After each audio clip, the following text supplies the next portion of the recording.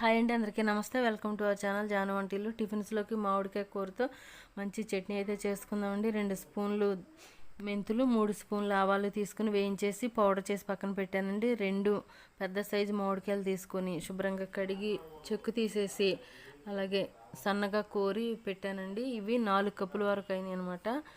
ఈ చట్నీ అయితే 1 కేజీన్నర వరకు అవుతుందండి. 4 కప్పులు కోరికి మనం అరకప్పు సాల్ట్ తీసుకున్నాము.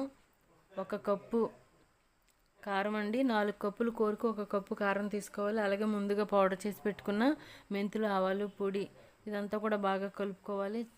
బాగా కలుపుకొని తాలింపు వేసేసుకోవడమేనండి. ఒక 300 గ్రాముల ఆయిల్ వేసేసాను. స్టవ్ వెలిగించి ప్యాన్ పెట్టి 300 గ్రాముల ఆయిల్ వేసాను. ఆయిల్ వేడిన తర్వాత కొద్దిగా వెల్లుల్లి, ఆవాలు, జీలకర్ర, ఎండుమిర్చి, కరివేపాకు వేసేసి ముందుగా కలిపి పెట్టుకున్న పచ్చడి దానిలో వేసేసి మొత్తం కలిపేసుకొని ఒక బాటిల్లోకి తీసేసుకోవడం.